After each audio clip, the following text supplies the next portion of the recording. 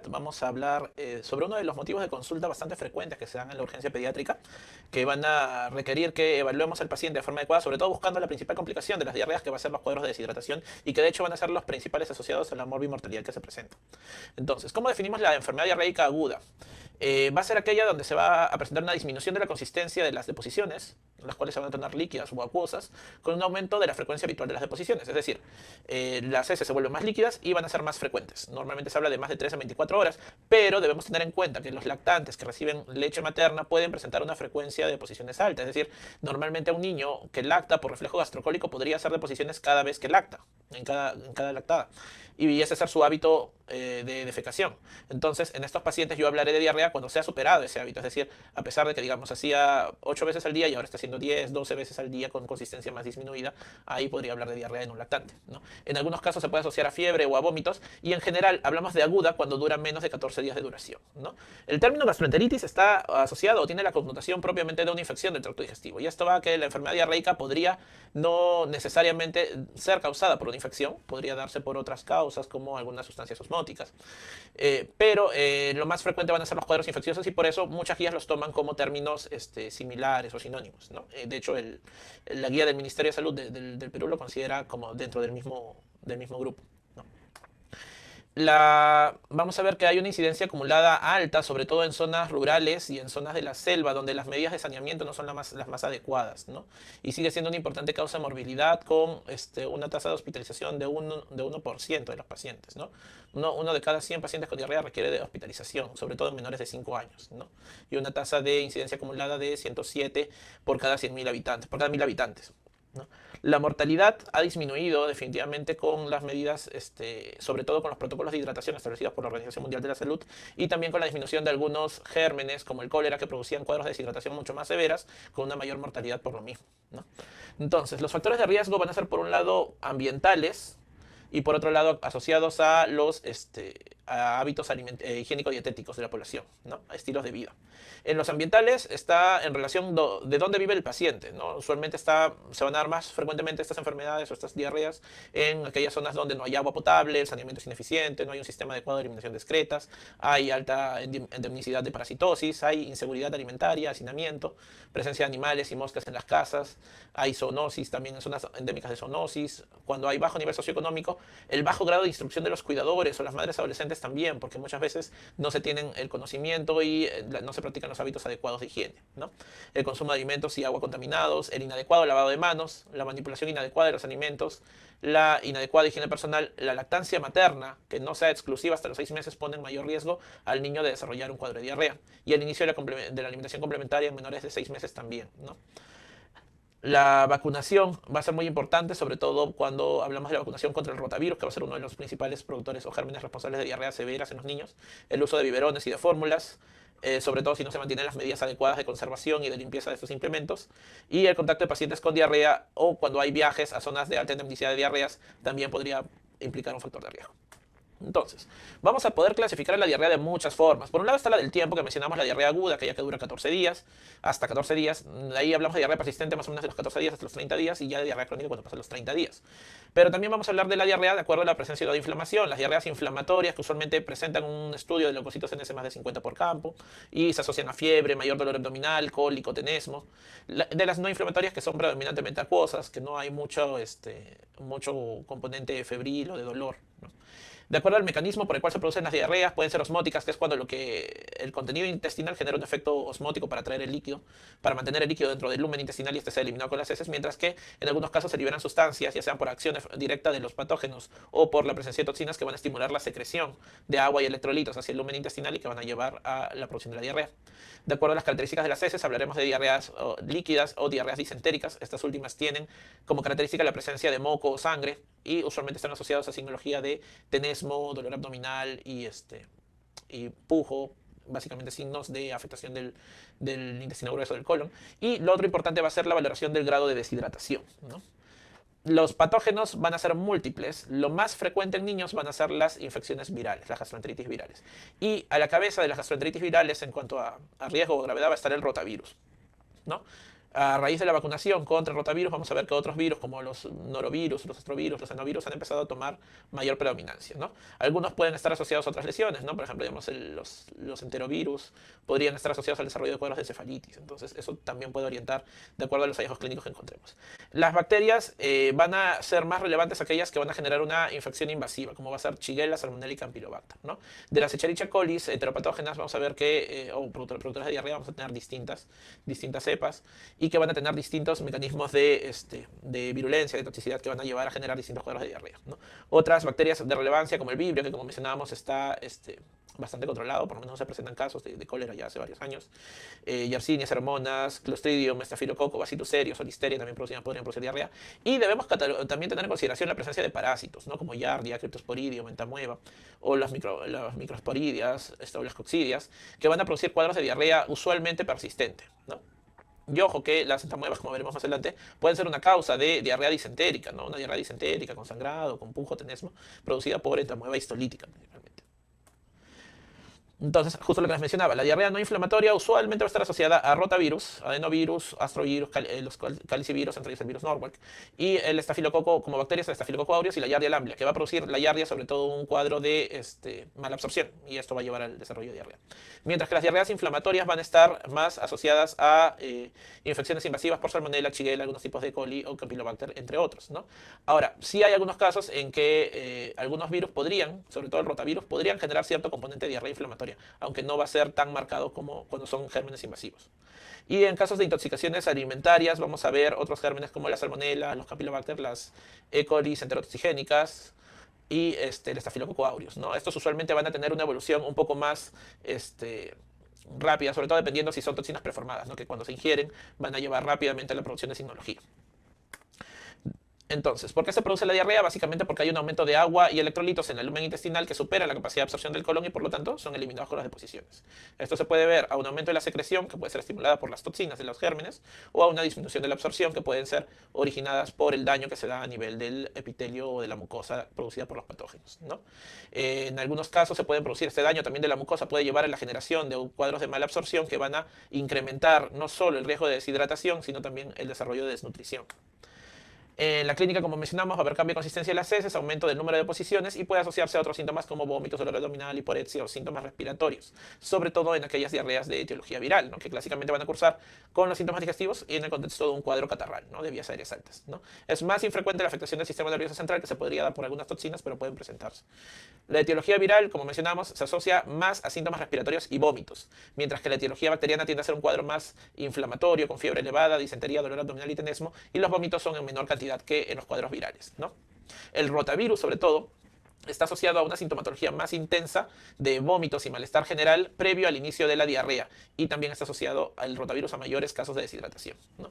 Como habíamos mencionado, las etiologías parasitarias van a ser diarreas más persistentes o crónicas, pero pueden presentarse como diarreas agudas disentéricas, sobre todo en lo que es la disentería meviana, ¿no? Por entamueba histolítica. Como todo paciente que llega a una evaluación de emergencia, debemos hablar primero del triángulo de evaluación pediátrica. En este caso, en el caso de las diarreas, probablemente lo que encontremos afectado en un primer momento, producto de la deshidratación, va a ser la circulación y podemos ver un paciente pálido. Y ya cuando esto ha progresado a un cuadro de shock más marcado, puedo verlo marmórico o incluso cianótico, ¿no? Y si es que se afecta la apariencia, es decir, se afecta la perfusión del sistema nervioso central, el paciente se va a tornar letárgico, flácido, no va a reaccionar a los estímulos, no va a llorar ni siquiera, ni va a hacer conexión visual, ¿no? Entonces, si yo tengo un paciente y veo ya, digamos que su triángulo de evaluación pediátrico está estable, es decir, está todo normal, deberé hacer mi historia clínica adecuada buscando el inicio de los síntomas, la duración de los síntomas, cómo ha sido su ingesta y su pérdida de líquidos, qué síntomas están asociados, buscando sobre todo aquellos que son banderas rojas y que me harían pensar en cuadros graves, ¿no? Como la presencia de alteraciones del sensorio, la presencia de vómitos biliosos o sanguinolentos, la cianosis, la irritabilidad, la presencia de un exantema petequial, la pobre perfusión, la respiración rápida, la fiebre más de 40, apariencia tóxica, y también tener en cuenta en aquellos menores de 6 meses o con bajo peso, es decir, desnutridos, que también van a estar en un cuadro de mayor gravedad, ¿no? Y cuando tengo esto, alguno de estos, debo de no solo evaluar, o mejor dicho, evaluar si es que el cuadro no es solo por la diarrea, sino hay algún otro diagnóstico asociado que está complicando el estado de salud del niño, ¿no? Muy bien. Asociado a hacer mi historia clínica, yo tengo que evaluar siempre el estado de hidratación. El estado de hidratación va a ser muy importante para poder tomar una decisión en cuanto al manejo. de lo que mencionábamos, de buscar estos signos de alarma, debemos de asociarlos a la búsqueda de diagnósticos diferenciales, ¿no? Entonces, si tengo alterado el estado mental, debo pensar de que pudiera este paciente tal vez estar con una meningitis o en un cuadro de sepsis. Si los vómitos ya son biliosos, podría estar frente a una obstrucción del tracto digestivo, ¿no? O si es que hay sangre en las heces y esto ya no es agudo, sino está yéndose a persistente, pensar si esto se trata realmente solo de un cuadro infeccioso o ya estamos frente a una enfermedad inflamatoria intestinal, ¿no? La presencia de síntomas respiratorios, si bien dijimos que podría estar asociado a un cuadro viral por un cuadro respiratorio alto, si se asocia a disnea o taquipnea, debería valorar la posibilidad de una neumonía asociada, ¿no? La fiebre puede ser producida por distintas infecciones. Hay algunos casos en que infecciones urinarias, febriles, o sea, pielonefritis, pueden estimular un aumento de la frecuencia de deposiciones sin que esto sea una infección gastrointestinal propiamente, ¿no? El dolor abdominal localizado debe de hacerme sospechar de patologías específicas, como por ejemplo la apendicitis aguda, buscar si hay rigidez de nuca, que me podría hablar de meningitis, o si es que hay algún tipo de rash que no se blanquea, que puede estar en relación a un síndrome de shock tóxico, o si es que se han usado antibióticos recientemente, que podrían también producir un cuadro de diarrea por antibióticos, ¿no? Y un caso frecuente que nosotros vemos es el uso de la amoxicilina con el ácido clavulámico, que en algunos casos el paciente fue unos días previos porque estaba con un cuadro respiratorio alto, le indican amoxicilina ácido clavulámico, y al día siguiente que inicia el tratamiento, o a los 2 días, empieza el paciente con diarrea. Y esto no es necesariamente porque haya sido efecto ni de un virus respiratorio que ha ido al tracto digestivo, sino puede ser efecto del mismo fármaco. El mismo clavulámico puede producir dolor abdominal y en algunos casos diarrea. Muy bien, entonces como mencionábamos, va a ser muy importante valorar el grado de deshidratación. Existen muchos signos y síntomas que van a reflejar el estado de hidratación, ¿no? La apariencia del paciente, su estado de alerta, la diuresis que ha tenido, el color de la piel, la temperatura de la piel, la presencia de ojos hundidos o no, la humedad de las mucosas, la frecuencia cardíaca, el patrón respiratorio van a ser datos muy importantes, la presencia o no de pulsos periféricos, el tiempo de llenado capilar y la turgencia de la piel y la presión arterial. Algunos de estos signos van a reflejar de forma más temprana la deshidratación. Otros van a ser más tardíos, es decir, se van a manifestar cuando ya la deshidratación está en un grado severo, ¿no? La forma más precisa que podríamos utilizar para poder establecer el nivel de deshidratación sería con el diferencial de peso, de acuerdo a la pérdida de peso, donde una deshidratación leve es aquella que ha perdido menos del 3%, una moderada de 3 al 9% y una severa o una grave más del 9 o a partir de 10% en adelante. ¿Cuál es el problema con esto? De que no siempre tenemos un peso previo, no siempre tenemos el peso previo del paciente para poder generar el diferencial y hacer el cálculo de cuánto ha sido la pérdida. Entonces vamos a tener que guiarnos de nuestra evaluación clínica, buscar los signos de deshidratación. En lactantitos también vamos a tener el uso de las fontanelas, la presencia de lágrimas en los ojos, ¿no? Ya mencionamos la taquipnea, las mucosas secas, la erupción de la turgencia de los tejidos. Y con estos datos vamos a tener distintas escalas de deshidratación, ¿no? Los signos que tienen mayor valor para predecir la deshidratación van a ser la pérdida de la turgencia de la piel, que yo lo voy a evaluar con el signo del pliegue, el deterioro del estado general o de conciencia del niño, la respiración anormal, la presencia de mucosas secas, ojos hundidos también me van a ayudar, ¿no? Entonces, por un lado tenemos este primer cuadro que es del Pediatrics, donde de acuerdo a la presencia de los signos, yo voy a determinar si es una deshidratación leve, moderada o severa, ¿no? Normalmente la deshidratación leve no va a producir síntomas, no va a producir signos de deshidratación. Por eso, incluso en el algoritmo de la OMS, hablaban de que el plan A estaba para niños que no tenían signos de deshidratación, que solo tenían una historia de pérdidas. ¿Qué es lo que podríamos hallar siendo un poco más insistentes? Va a ser que va a haber un aumento de la demanda del niño, el niño va a tener mayor sed, que esa es la primera respuesta a la deshidratación. Va a disminuir el flujo urinario y lo que podemos encontrar son unas mucosas algo pegajosas, ¿no? Pero a medida que progresa la pérdida de líquidos, el niño se torna irritable.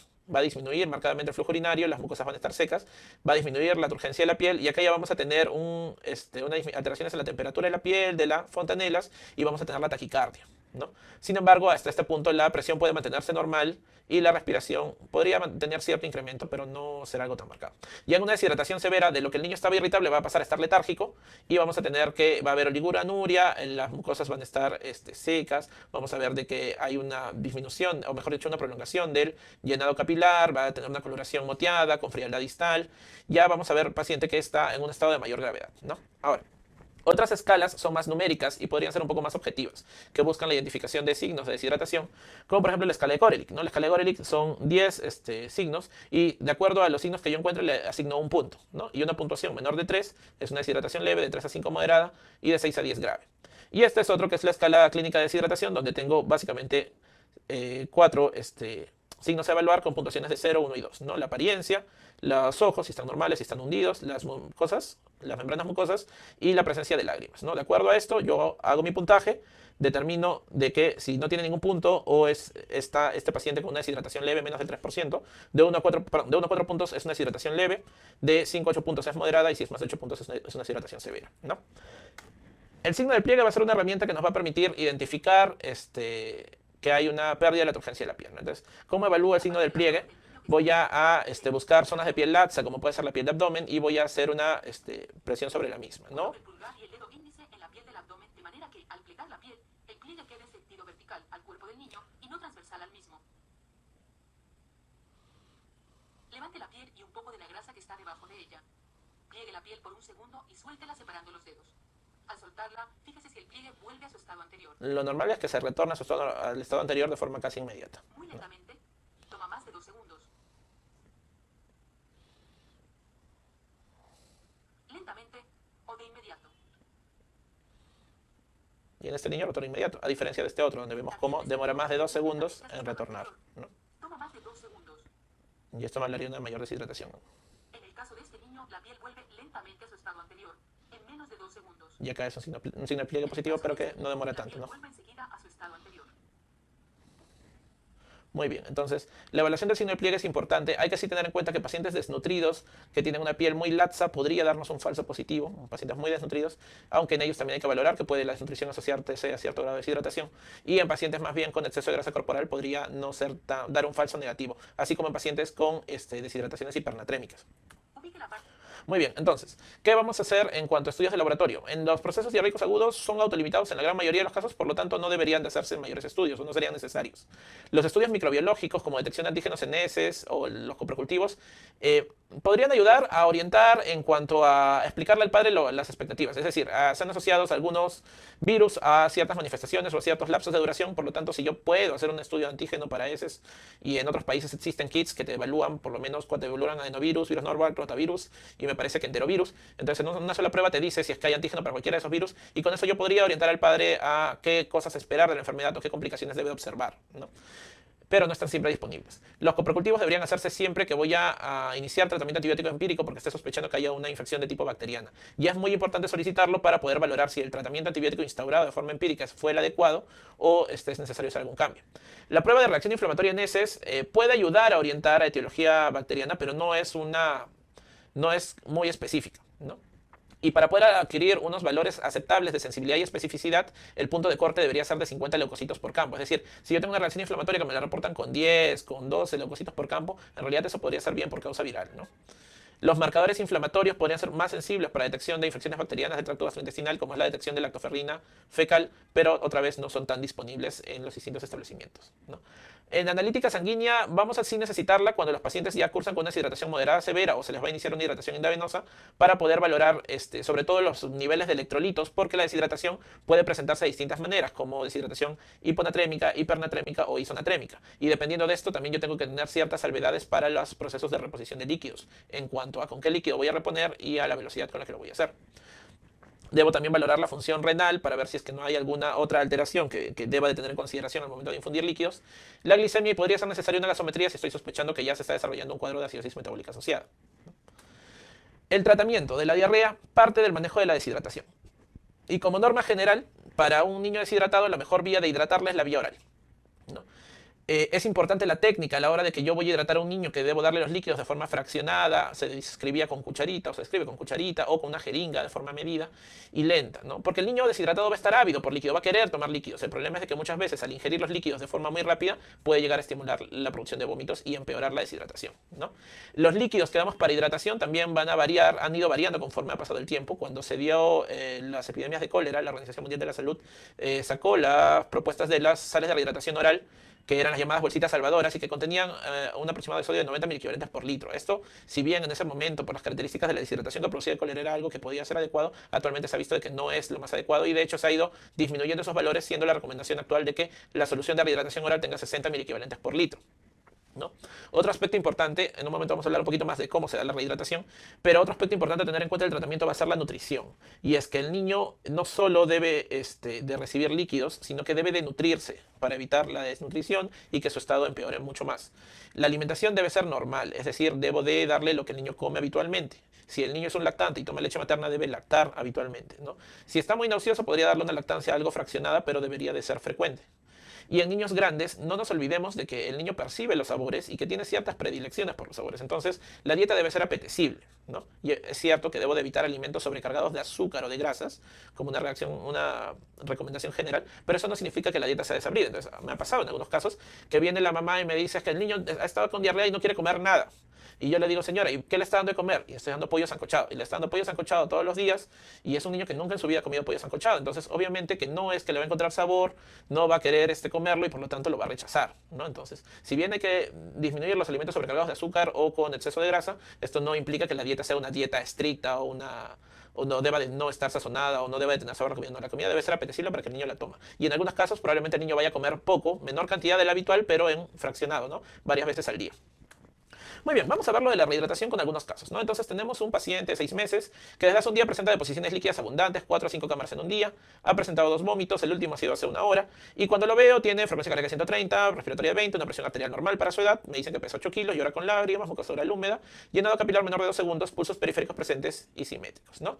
Veo la fotito y el niño está ahí agarrando su tacita, viendo a la mamá que le está dando, entonces tiene un triángulo de evaluación pediátrica normal, es un niño que está estable y no hay signos evidentes de deshidratación. Entonces tenemos historia de pérdidas sin signos evidentes de deshidratación, por ahí lo vemos agarrando la tacita, puede que tenga sed, podría estar frente a una deshidratación leve, ¿no? Pero en estos niños que no tienen signos de deshidratación, vamos a entrar a lo que se llama el plan A. El plan A básicamente es un plan educativo, donde yo lo que voy a explicar es cómo evitar que el niño pase a tener deshidratación, ¿no? Entonces, la primera recomendación va a ser, señora, dele más líquidos de lo que él toma habitual. Si es un niño, es un lactante menor de 6 meses que toma solo pecho, señora, dele pecho, dele de lactar frecuentemente, dele de lactar cada vez que haga deposiciones, que lacte para que se mantenga hidratado, ¿no?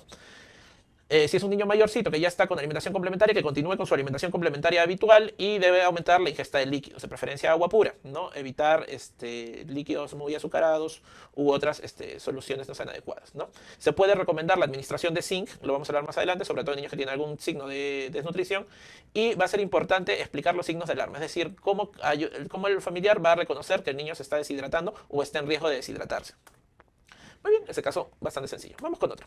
Entonces, tengo un paciente de 1 año, lo vemos así, lo trae la mamá, que tiene historia de que desde hace 3 días hace deposiciones líquidas, unas 10 a 12 cámaras por día, no ha vomitado, pero hoy día ya no tiene mucha fuerza para lactar, ¿no? Al examen físico, 170 de cardíaca, 45 respiratoria, una presión adecuada para su edad, pero cuando llora, ahí lo podemos ver que está despierto, tiene una apariencia de mi triángulo de evaluación pediátrica, su apariencia es normal, porque está conectado, está tranquilo en brazos de la madre, está atento a lo que está pasando alrededor de él y se nota reactivo, ¿no? Pero sí luce pálido, ¿no? Entonces ya tengo la circulación alterada, ¿no? La respiración, bueno, no aparenta haber tirajes en la foto, lo ideal sería verlo en video, pero tendríamos un lado afectado, ¿no? Y tenemos signos de deshidratación. Entonces, en este caso ya vamos a ver que es un niño con una deshidratación, por los signos que tiene, moderada. Entonces voy a iniciar mi terapia de rehidratación, que de primera instancia debe ser hidratación por vía oral. Es la de elección para tanto deshidrataciones leves como moderadas.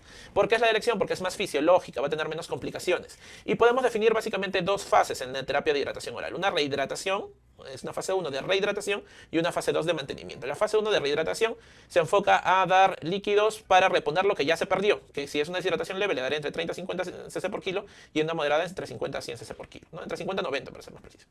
Mientras que la segunda fase de mantenimiento lo que busca es reponer lo que se va perdiendo, ¿no? Y ahí voy a dar 5 a 10 cc por kilo por cada deposición líquida y 2 a 3 cc por kilo por cada vómito. Y recordando siempre de que su alimentación debe ser habitual, ¿no? Si el niño está deshidratado y no vomita y pide líquidos, se le debe dar líquidos. No hay ahí una restricción de que no, es que no tengo que darles 80 por kilo y eso está. No, si el niño te pide más, denle más, hay que darle más, ¿no? Ahí no hay ningún problema mientras el niño no esté vomitando. Cuando el niño está vomitando, sí hay que tener cuidado de dar una administración lenta cada 3 a 5 minutos y siempre estar vigilando. Normalmente, si el niño llegó deshidratado a mi establecimiento, yo iniciaré mi terapia de rehidratación oral y lo observaré en el lapso de 1 a 2 horas. Si es que en 1 o 2 horas el niño ha tolerado los líquidos, dándole fraccionado, la madre ha comprendido la técnica y la madre madre es confiable para vigilar los signos de alarma, se le puede orientar que vaya a la casa y complete su terapia de rehidratación en la casa y con los signos de alarma y iniciar pronto la dieta habitual, ¿no? Si el niño presentara un vómito, lo que se recomienda es dejarlo en reposo unos 15 a 20 minutos y luego reiniciar nuevamente con la administración lenta de líquidos con una cucharilla o con una jeringa. ¿Qué líquidos ya mencionamos? Lo que se recomienda ahora son soluciones que tengan 60 miliequivalentes por litro o menos de sodio y que tengan también una osmolaridad alrededor de 270 o 150 milimoles, ¿no? ¿Cuándo no voy a hidratar por vía oral? Eso es muy importante saberlo. Definitivamente yo no voy a hidratar por vía oral si el niño llega con una deshidratación grave, o si tiene algún signo de inestabilidad hemodinámica, alteración del estado mental, o si yo sospecho de un hilio intestinal o un abdomen agudo, ¿no? O se tenga algún cuadro que trastorne o limite la absorción a través del intestino. Aquellos niños que tienen ileostomía en realidad deberían pasar prontamente una terapia de hidratación endovenosa. Si bien puedo seguir administrando por vía oral, no voy a dejarlo solo con la vía oral. Tendré que darle también un soporte intravenoso en aquellos que tienen una ileostomía que estuviera con un gasto alto. Muy bien, entonces en nuestro paciente luce decaído, pero está relacionado, está reaccionando, es una deshidratación moderada. Lo que vamos a hacer es un plan B, con rehidratación bioral. Entonces, peso 8 kilos, mi déficit es de 50, estimado. Mi déficit estimado de 50, entonces lo que este niño necesita recibir es 400 cc para reponer mi primera fase de reposición de lo que ya perdió. Esto lo voy a dar en 4 horas, es decir, que este niño debe recibir o debe de ingerir como mínimo 100 cc por hora. Y se lo voy a dar fraccionado. Le voy a dar cada 3 minutos, sacando la cuenta para dar 100 cc por hora con fracciones de cada 3 minutos, es decir, en 20 alicuotas, por así decirlo, le voy a dar 5 cc cada 3 minutos de soluciones de rehidratación oral, ¿no? ¿Qué pasa si no tengo soluciones de rehidratación oral? Bueno, el cocimiento de arroz o las panetelas de arroz se han demostrado que también pueden ser útiles para rehidratar al niño y en todo caso podría darle agua pura. No es lo ideal es reponer con electrolitos. Hay algunas formulaciones que se recomiendan de forma casera de mezclar sal con agua que podrían ser una alternativa, pero lo ideal puede ser las sales de rehidratación o en todo caso la panetela de arroz, ¿no?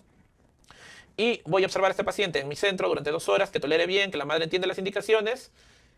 Lo mando a la casa para que complete sus 4 horas de rehidratación y con las indicaciones para la reposición de pérdidas subsecuentes y el resto de indicaciones de alimentación normal y los suplementos si es que veo necesario que los reciba, ¿no? Muy bien, vamos con otro caso. Entonces, este caso es un paciente varón de 8 meses, desde hace 3 días cursa con diarrea y 6-7 cámaras por día y vómito 5-6 por día. Le hemos intentado ya dar vía oral y ha vomitado, ¿no? Si vemos acá el niño está muy irritable, a pesar de que lo carga la mamá, está que llora, no se calma, ¿no? Está taquicárdico, taquipneico y con una presión arterial todavía normal, ¿no? Irritable, no se calma con la madre, la turgencia de la piel está disminuida, tiene llanto sin lágrimas y las mucosas están secas, ¿no? Entonces, es un niño que ya tiene una apariencia alterada, está irritable, a pesar de estar en los brazos de la madre, y luce pálido, tiene signos de deshidratación, ¿no? Entonces, se encuentra en una deshidratación moderada, pero ya en un grado mayor. Y aparte de eso, no nos está tolerando la vía oral. Entonces, voy a pasar a una hidratación endovenosa. La hidratación endovenosa existe básicamente de 2 tipos, la hidratación rápida y la hidratación estándar. La hidratación rápida busca hacer la reposición de lo ya perdido, es decir, de mi déficit, rápidamente, en un lapso de 4 a 3 horas. De 3 a 4 horas o a 6 horas, dependiendo de la edad del paciente. Y luego ya haré mi aporte de mantenimiento de forma subsecuente.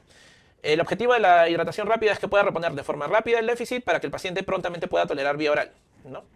Y en lo que es rehidratación estándar, acá yo voy a ir a una hidratación un poco más lenta, que la voy a dar en 24 horas, o antes también se hablaba del sistema de doble goteo, donde hago la mitad en las primeras 8 horas y la siguiente mitad en las siguientes 16. Y esto más lo voy a utilizar en pacientes que tienen alguna comorbilidad o algún otro problema que me limite la posibilidad o que me ponga en mucho riesgo a ese paciente si le doy fluidos en grandes cantidades por vía endovenosa, ¿no?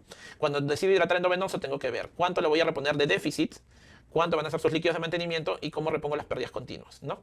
Y debo determinar qué solución voy a usar. Entonces, las soluciones para usar ya recomendadas para lo que es rehidratación van a ser soluciones isotónicas, ¿no? Antes utilizaban más soluciones hipotónicas bajo el concepto de que la deshidratación en el niño podría ser hipernatrémica y evitar el riesgo de que haga más hipernatremia, pero ya se ha visto de que en realidad no es tanto así, entonces podría yo dar soluciones isotónicas de forma habitual. Incluso si tengo la sospecha de que podría ser una hipernatremia, podría darle soluciones balanceadas como el lactato de Ringer o la solución polielectrolítica que puedan ayudar a no dar tanto aporte de sodio, ¿no? ¿No? El objetivo de la rehidratación rápida también va de lado con el restaurar la perfusión renal e intestinal prontamente para que el niño pueda empezar a tolerar precozmente la vía oral y pueda permanecer menos tiempo en el servicio de urgencias, ¿no? Cuando está contraindicado, cuando el paciente tiene inestabilidad hemodinámica, es un menor de 6 meses o tiene alguna alteración electrolítica severa, ¿no? Y en enfermedades sistémicas como cardiopatías, nefropatías o en desnutridos severos, ¿no? Las soluciones mencionábamos van a ser isotónicas, puede ser cloruro de sodio al 0,9, lactato de Ringer y podría ser destroza con electrolitos con sodio, o sea, destroza al 5% con sodio normal o la solución polielectrolítica que disponemos nosotros. ¿Cuándo yo valoraría dar una solución destrozada? Sobre todo en niños pequeños, ¿no? Si yo tengo un lactantito menor de 1 año, debería de hidratarlo con una solución con destroza porque ellos pueden entrar en cetonemia más prontamente por la deshidratación y esto producir que los vómitos persistan también, ¿no? Entonces, en nuestro paciente, digamos que tenía 8 meses y pesaba 8 kilos, una deshidratación moderada, mi déficit lo estimo en 80 cc por kilos. Eso me dice que el déficit que tiene de líquidos es de 640 aproximadamente. Y lo administraré en 4 horas, que es 160 cc por hora. Entonces, por ejemplo, decido, porque tengo en mi centro solución polielectrolítica, le iniciaré a 100 cc por hora, que equivale a darlo a 53 gotas por minuto por 4 horas, ¿no? Eso sí, hay que hacer un monitoreo constante cuando estoy hidratando de forma rápida ante la posibilidad de que puedan aparecer signos de congestión pulmonar, estertores pulmonares o hepatomegalia, que podrían darse por la alta cantidad de fluidos que estamos administrando, en cuyo caso bajaré la velocidad de mi hidratación. Luego de la segunda hora, si es que no hay mayor intercurrencia, yo debería iniciar la tolerancia oral para ver si ya puede el niño empezar a hidratarse para que pueda iniciar también alimentación lo más pronto posible, ¿no? Y veré si es que hay pérdidas continuas e iré respondiendo las pérdidas que tenga. ¿No?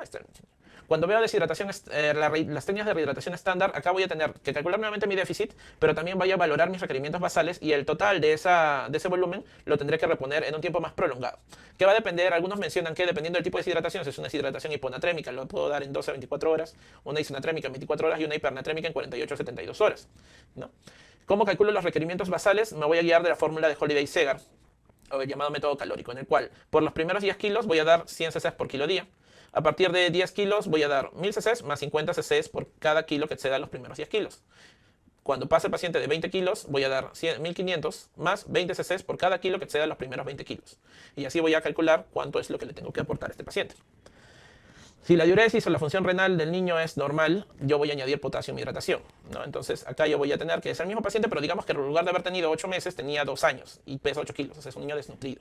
Entonces lo veo que tiene signos de desnutrición, iniciaré una deshidratación, pero con una rehidratación más lenta, ¿no? Calcularé mi déficit, que ya dijimos es 640 cc, y mis requerimientos basales. Como pesa 8 kilos, es 100 cc por kilo, son 800. En total, el volumen a infundir, y decido infundirlo en 24 horas, va a ser de 1440, ¿no? Entonces, en este caso, como va a ser prolongado el tiempo y también no sé cuándo el paciente me va a empezar a tolerar vía oral, podría iniciarle una solución con destroza y sodio, ¿no? Y esto le voy a dar a 60 cc por hora o 20 gotas por minuto, ¿no? Si la función renal es normal, podría de ahí añadir acá mi cloruro de potasio a 8 cc por litro o 10 cc por litro, ¿no? Para poder dar aporte de potasio. Muy bien, entonces vamos al siguiente caso. En el siguiente caso podemos ver ya desde la foto que el niño está mucho más comprometido, que no abre los ojos, que no está conectado, está flácido, está letárgico, ¿no? Este paciente de 4 años desde hace 3 días inició con deposiciones 6 a 7 cámaras por día y desde hace un día ya no hace diarrea, pero sí está vomitando 10 veces en el último día y los últimos vómitos ya son biliosos. Tengo que estar taquicárdico, taquipneico para 4 años y con una presión algo límite ya. Usted está todavía entre los valores normales, pero debo de estarlo vigilando. Su peso 22 kilos, somnoliento, letárgico, ojos hundidos, pliegue positivo en 2 segundos, un llenado capilar todavía en menos de 2 segundos y un abdomen distendido con ruidos hidroaéreos ausentes, ¿no? Entonces es un paciente que definitivamente ya tiene no solo, bueno, aunque es de piel oscura, no es difícil ver la palidez, pero sí impresionar algo pálido, pero también tengo una apariencia marcadamente alterada, entonces es un paciente que está grave. Este paciente tiene signos de deshidratación, sí, ya tiene signos de deshidratación severa. ¿Y cómo lo vamos a hidratar? Definitivamente por vía endovenosa. Entonces, ¿cómo vamos a hidratar a un paciente con deshidratación severa? Lo primero es identificar si hay shock. Si hay shock, se maneja el shock. El shock se maneja con bolos de 10 a 20 cc por kilo endovenoso y se repite si no hay respuesta hasta 40 cc por kilo. Si después de 40 cc por kilo no tengo una respuesta, es decir, no hay una recuperación de los signos de perfusión, básicamente el llenado capilar o una mejora en el sensorio del paciente, debería valorar otras causas de shock, como podría ser un shock séptico ya, e iniciar vasopresores, ¿no? Siempre cuando estoy dando bolos debo de monitorizar a mi paciente ante la posibilidad que pudiera ser una congestión pulmonar, porque si ya estoy en estado de shock yo no sé qué tan disfuncionante está el miocardio y ese paciente podría rápidamente entrar en una insuficiencia cardíaca con el exceso de fluidos. Una vez que ya he rescatado o he sacado a ese paciente del estado de shock, pasaré a mi manejo de la deshidratación. Para una deshidratación severa se va a administrar 100 cc por kilo de líquidos. Estos van a administrarse dependiendo de la edad del paciente. En los menores de 12 meses pasaré 30 cc por kilo en la primera hora y luego 70 cc por kilo en las siguientes 5 horas. Mientras que si es un niño mayor de 12 meses, pasaré 30 cc por kilo en 30 minutos y pasaré los 70 cc por kilo en 2 horas y media, ¿no? ¿Qué soluciones voy a usar acá? Acá voy a usar cristaloides. Idealmente, lactato de Ringer, ¿no? Y como alternativa, mi cloruro de sodio del 0,9%, ¿no? En estos casos, digamos, como voy a dar una gran cantidad de fluidos mucho más rápido, no es lo ideal dar soluciones glucosadas, salvo que tenga evidencia de hipoglicemia, porque podría elevar mucho la glucosa, ¿no? Entonces, o cloruro de sodio o lactato de Ringer. Entonces, en nuestro paciente tiene una deshidratación severa, un hilo metabólico probable, lo que tenemos es un déficit de 100 cc por kilo. Pasaremos en los primeros 30 minutos 30 cc por kilo, que es 600 cc por cc, y en las siguientes 2 horas y media 70 cc por kilo, que es 1540 cc. Mi indicación, como es lactato de Ringer, 660, pasar en 30 minutos, y luego, si yo calculo este volumen de 1540 entre 2 horas y media, que es 2.5 horas, va a ser 616 cc por hora si es que tengo una bomba de infusión.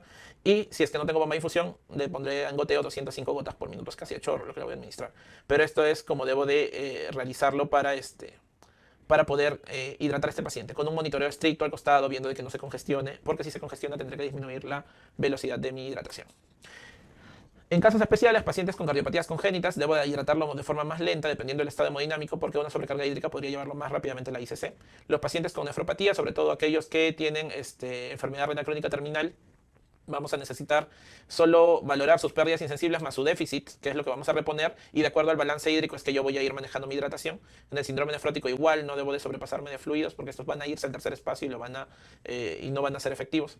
Y otro caso particular en especial va a ser si el paciente tiene una diabetes mellitus ya conocida, o tengo la sospecha de diabetes mellitus, porque es un niño que tenía una historia de poliuria, polidipsia y ahora llega deshidratado. Debo de valorar si no estoy frente a una cetoacidosis diabética. ¿Por qué? Porque en la cetoacidosis diabética sí está contraindicada la hidratación rápida, porque la hidratación muy rápida podría condicionar el desarrollo de edema cerebral. Entonces, en estos pacientes yo voy a hacer una reposición de pérdidas más el volumen de mantenimiento en un lapso de 36 a 48 horas, ¿no? Y esto va a ser modificado de acuerdo también a los valores de glicemia. El manejo de cetoacidosis es un poco más exhaustivo en cuanto a valorar volúmenes de fluidos y el monitoreo que se tiene que hacer no solo del balance hídrico y de los signos de congestión, sino también de la glucosa y los electrolitos y el pH conforme vaya evolucionando. Muy bien, en los otros aspectos del tratamiento, recordar, el tratamiento antibiótico no es rutinario, no se le debe dar antibióticos a todas las diarreas, y de hecho, el dar antibióticos en exceso podría hacer de que se persista la diarrea, sobre todo cuando han sido diarreas virales y se dan fenómenos de diarrea por tratamiento antibiótico o post-tratamiento antibiótico. Debemos de dar antibióticos cuando tenemos sospecha de infecciones por gérmenes específicos, y ya sea Shigella, Salmonella, Campylobacter, los principales, ¿no? Cólera también debemos considerarlo, que puede ser un germen que procede de acuosa, pero podría generar también cuadros severos, ¿no? El tratamiento empírico se va a dar en casos severos de diarrea enteroinvasiva, o sea, que tienen fiebre elevada, disentería, y en cuadros de disentería leve a moderada solo si es que estoy en el contexto epidemiológico de un brote de shigellosis. Esto se da cuando de repente en la guardería o en el colegio empiezan a haber varios niños que están con diarrea, entonces ahí debo sospechar de un brote y por lo tanto debería de uno hacer la investigación con cultivos y valorar el inicio de antibióticos. Y en diarreas acuosas solo daría antibióticos si es que tengo sospecha de que se trate de cólera. ¿Qué antibióticos dar? En realidad depende del germen. El que está recomendado, digamos, en shigellosis de primera línea es el ciprofloxacino. Para Campylobacter, el de primera línea recomendado es eritromicina, pero en realidad abarca cualquiera de los macrólidos, como la claritromicina o la acitromicina, también podrían funcionar para Campylobacter. La acitromicina sí es de primera línea para el manejo de cólera y de segunda línea para Shigella. Y en el caso de Salmonella, si es que el paciente tiene algún factor de riesgo o es inmunodeprimido, podría utilizarse ceftriaxona, ¿no? Igual que cuando son otros gérmenes, como la E. coli enterohemorrágica. Y acá debemos de tener una salvedad, y es que justamente las E. colis, sobre todo la E. coli productora de toxina Chiga, van a generar el riesgo del desarrollo de síndrome urémico hemolítico. Y sí está descrito que un tratamiento antibiótico puede incrementar el riesgo del desarrollo de este síndrome. Entonces, por eso no deberíamos abusar del tratamiento antibiótico, ¿no? Ahora, de todos estos fármacos, acitromicina va a tener una gran cobertura, porque como mencionamos es uno de segunda línea para Shigella y podría ser una buena alternativa, sobre todo en niños pequeños, ¿no? Ahora, siempre valorar si es que realmente hay una sospecha de infección bacteriana como para poder iniciar tratamiento antibiótico. En niños pequeños pueden haber cuadros de alergia alimentaria que produzcan diarreas con presencia de sangre. Entonces debo de evaluar el contexto general de mi paciente y en estos casos valorar el estudio sobre todo cuando me viene el caso de un niño que no tiene fiebre, no ha tenido vómitos, no tiene ninguna otra sintomatología y solamente ha hecho deposiciones con sangre.